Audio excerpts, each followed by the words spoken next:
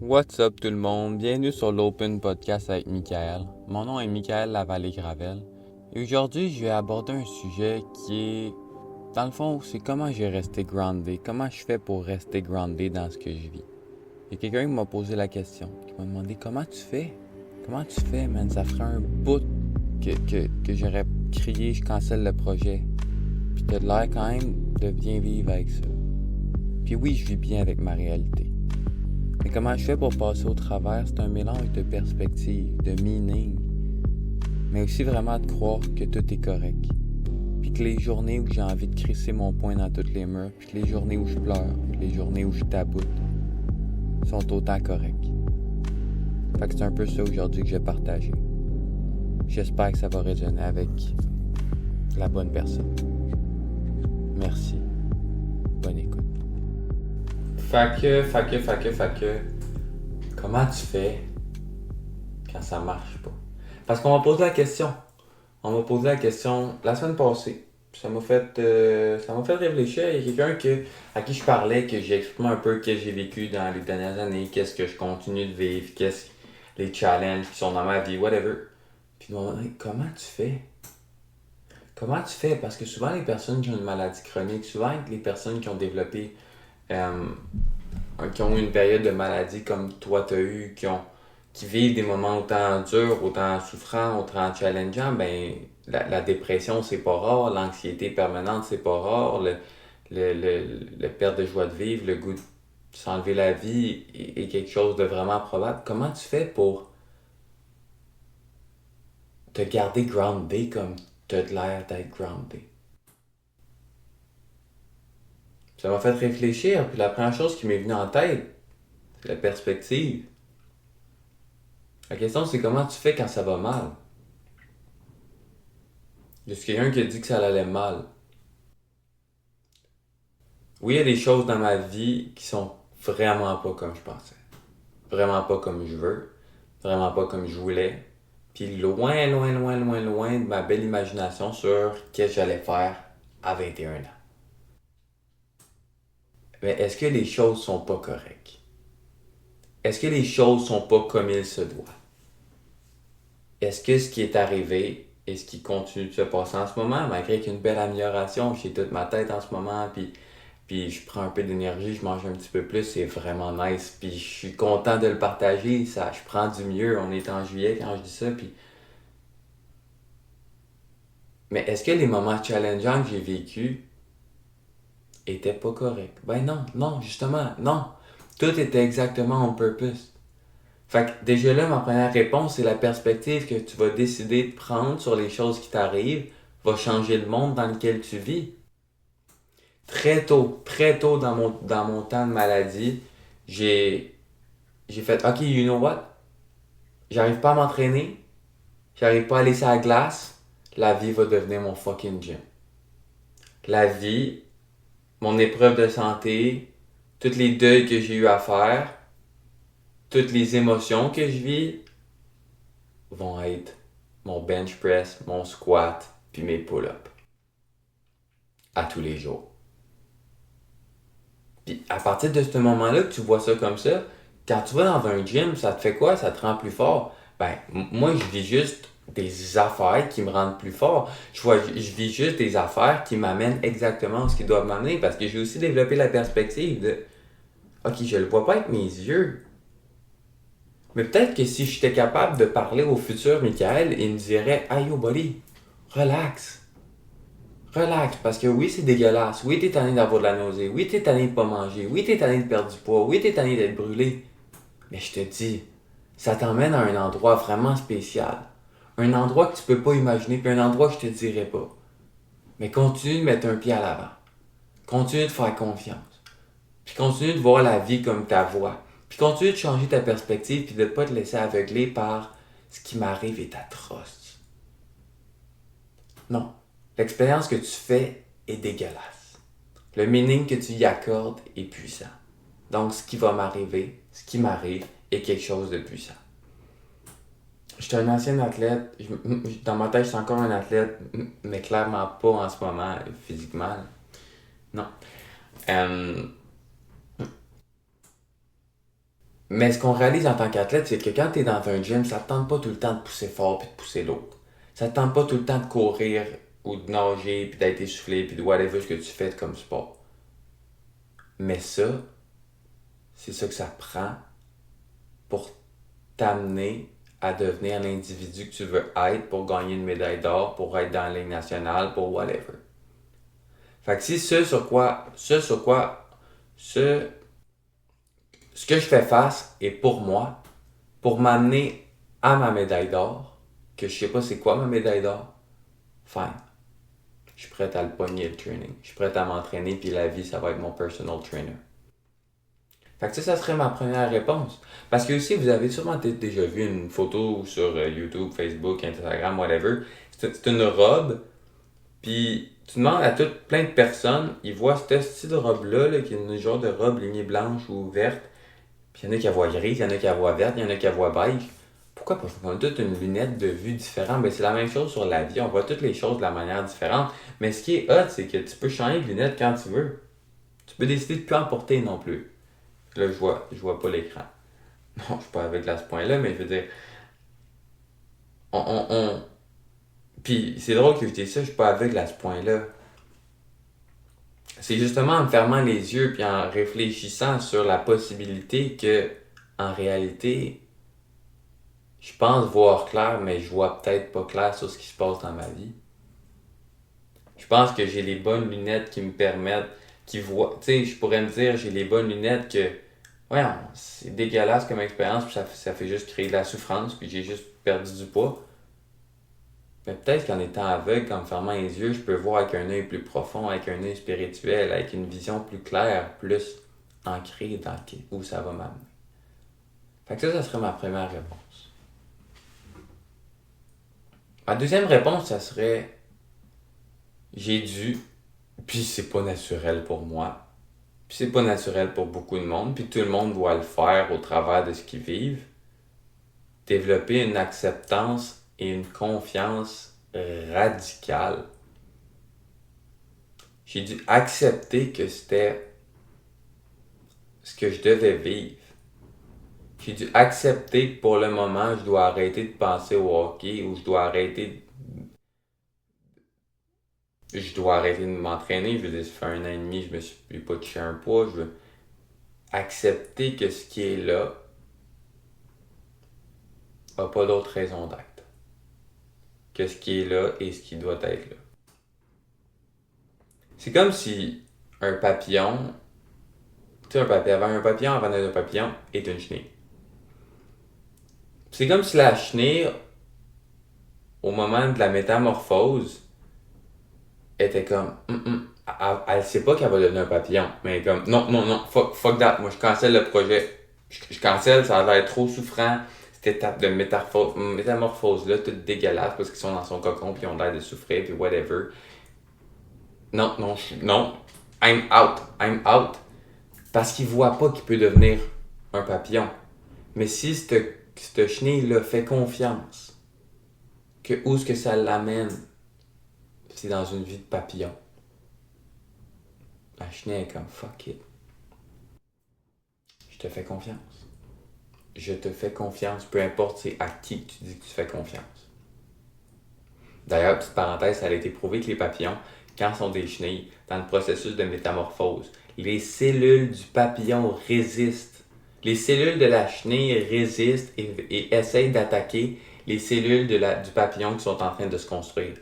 Fait que tout processus de changement, tout processus de métamorphose peut se voir vraiment difficile, peut se voir très souffrant, puis notre réaction de résister.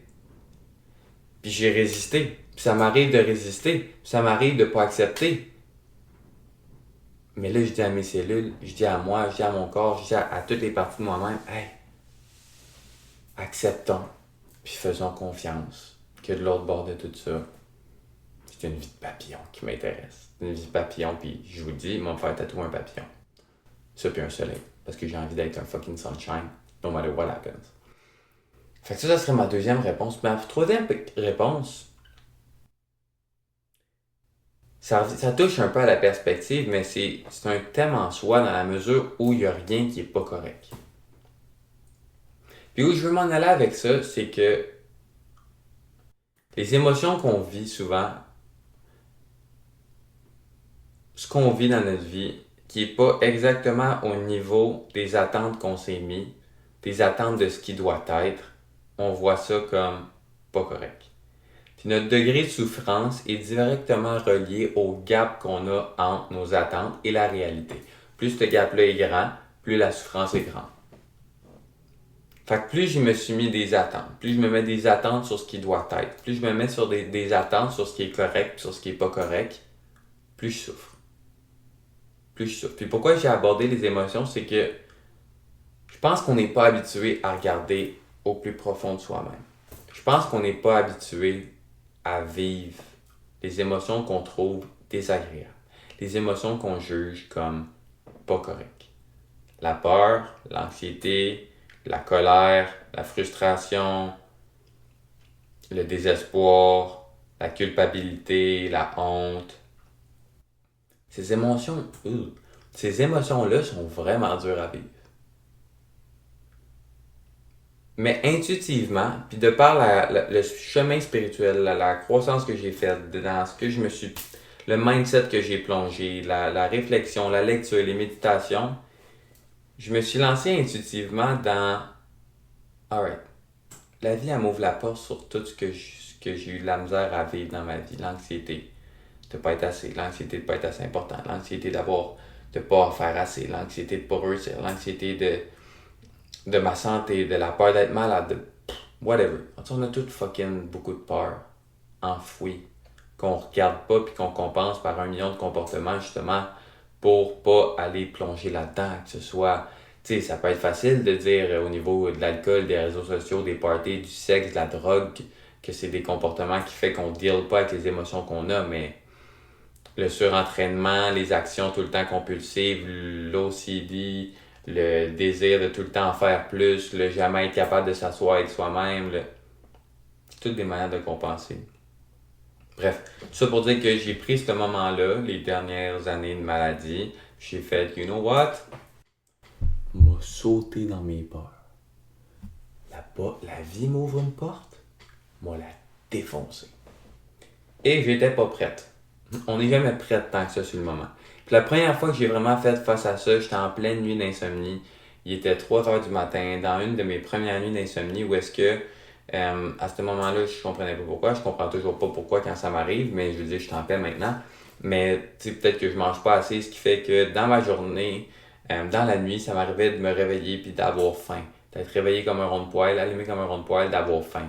Puis là, je mange, puis là, ben, tu sais, j'ai faim. Fait que je mange, puis oups, j'ai oublié que j'ai fait de la gastroparésie, puis j'ai mal au cœur pendant une couple d'heures, fait que je me rendors pas. Puis la première fois que ça m'est arrivé, je me rendormais pas, j'étais pas bien, je tournais, puis là, je sentais l'anxiété monter, je sentais la panique prendre le contrôle de mon corps, puis là, j'étais de plus en plus pas bien, puis je le sentais. Puis j'ai fait, alright. Le stress, tu sais, le stress aussi de pas dormir.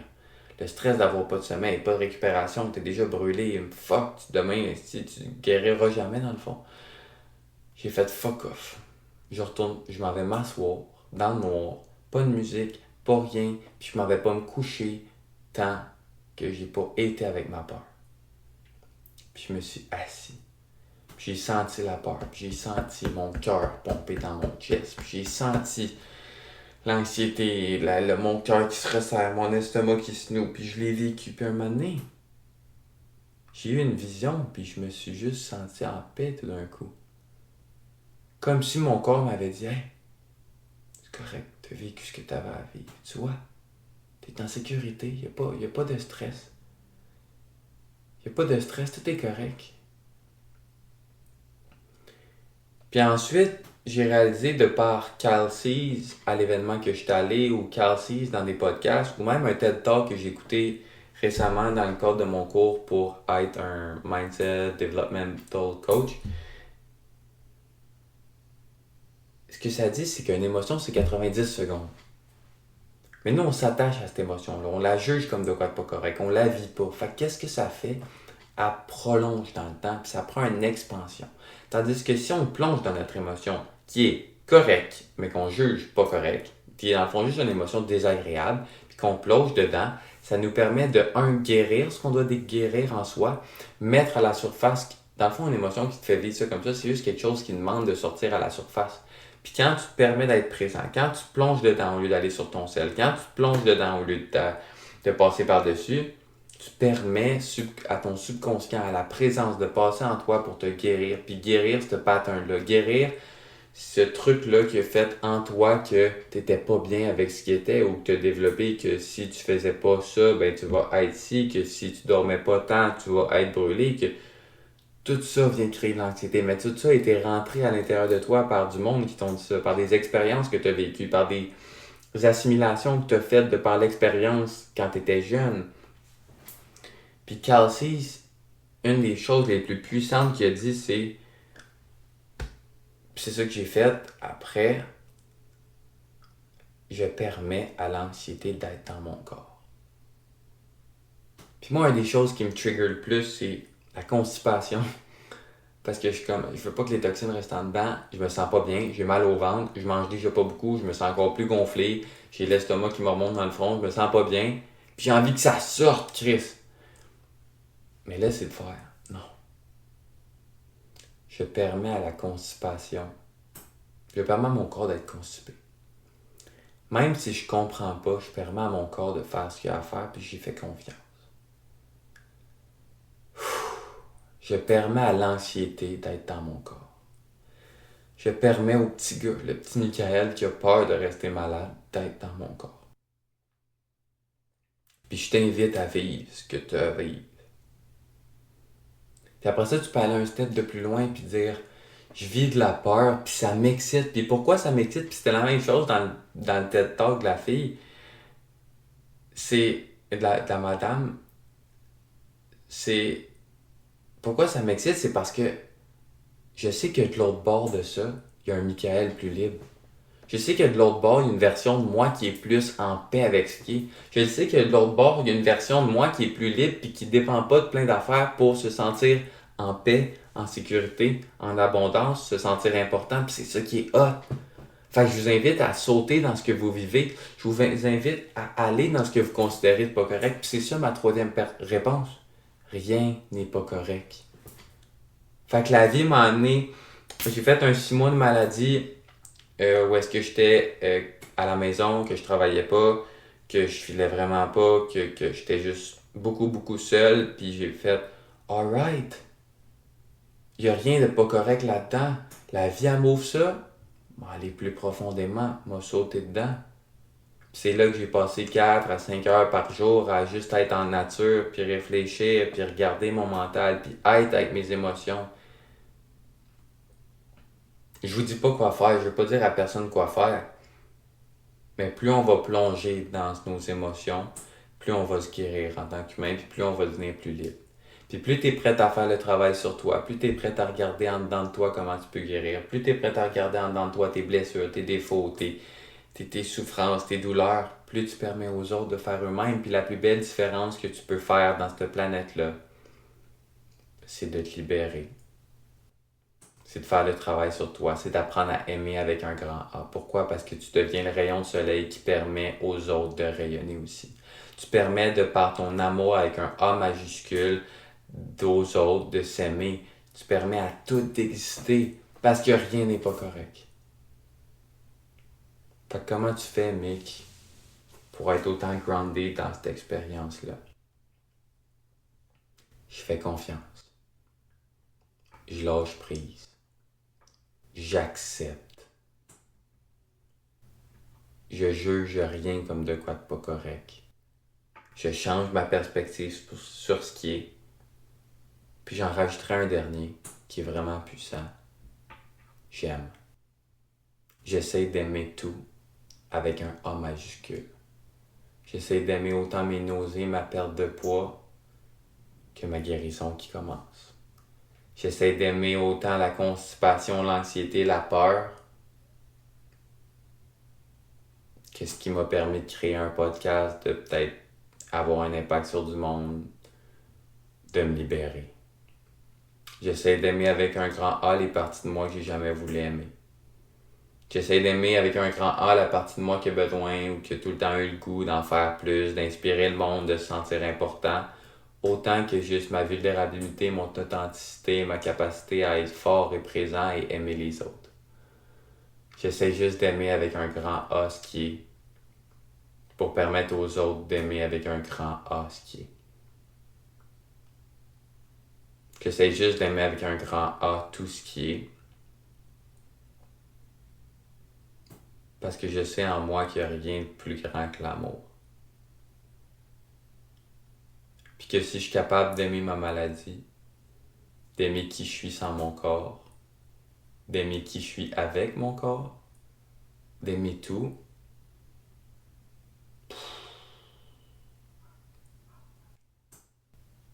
la vie devient un cadeau. Puis là, je prends un petit 30 secondes pour te parler à toi. Je sais pas qui m'écoute live, je sais pas, mais je te vois. Je te vois, puis peut-être que toi avec, tu vis des moments tough. Puis peut-être que tu te sens mal parce que t'es pas capable d'avoir une perspective en ce moment, puis c'est là que l'amour entre en jeu. C'est là que je veux que tu t'aimes parce que tu fais de ton mieux. Oui, je parle de tout ça, mais j'ai eu des journées où j'avais envie de crisser mon poing dans tous les murs de la maison. J'ai eu des journées où j'ai crissé mon poing dans des murs de la maison. J'ai eu des journées où j'avais juste envie de pleurer puis tout sacrer ça là puis de faire un jeûne de la vie. J'ai eu une ou deux fois où j'ai pensé donner un petit coup de roue à gauche ou à droite. J'ai eu des moments où j'avais tellement peur puis je me pensais tellement pas assez adéquat que je m'aimais pas réellement que j'ai eu ces journées-là. Mais ça fait partie de la journée, ça fait partie de l'aventure, ça fait partie de ce qui a fait qui je suis maintenant. Non, je suis pas parfait. Non, je serai pas parfait. Non, j'ai jamais été parfait. Mais comment je fais? Je continue de mettre un pied en avant de l'autre, puis je t'invite, toi, là. Continue de mettre un pied en avant de l'autre, sois courageux, sois fort, puis je te vois. Je te vois, puis lâche pas. Lâche pas. Puis si ça va fucking bien dans ta vie, lâche pas non plus. Profite de ce moment-là, profite de cet arc-en-ciel-là, vis-le au maximum, puis abaisse-toi pas.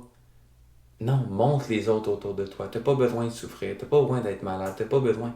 Aime tout, les beaux comme les mauvais moments. Je t'invite à être le soleil, je t'invite à être l'amour, je t'invite à être toi, man. Alors, c'est ce qui est écrit sur mon chandail. What I am is bigger than what I do. Kelsey. Qui je suis est plus grand que ce que je fais. Let that sink in, puis passe une merveilleuse journée. Merci. Merci. Merci. Si vous êtes rendu ici, c'est que vous avez fait qu'un avec le moment présent et que l'épisode a résonné avec une mélodie en vous. J'essaie de prendre ce petit temps pour vous exprimer ma gratitude, car sans vous, le podcast serait qu'une idée.